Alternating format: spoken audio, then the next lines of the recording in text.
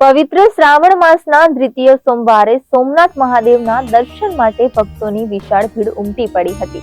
સમગ્ર મંદિર પ્રાંગણમાં શ્રદ્ધાળુઓની ભાવભીની હાજરી જોવા મળી હતી, જ્યાં ભક્તો દૂર દૂરથી જળ કાવડ યાત્રા સ્વરૂપે પુષ્પો, બિલ્વપત્ર અને પવિત્ર જળ લઈ સોમનાથ મહાદેવના સાનિધ્યમાં પધાર્યા હતા.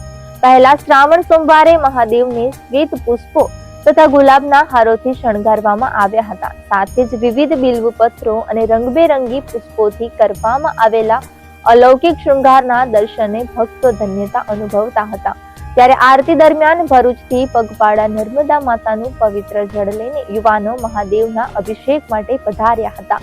પવિત્ર નર્મદા જળથી મહાદેવનો અભિષેક કરી તેમણે આધ્યાત્મિક તૃપ્તિ અને ભક્તિની અનુભવી હતી.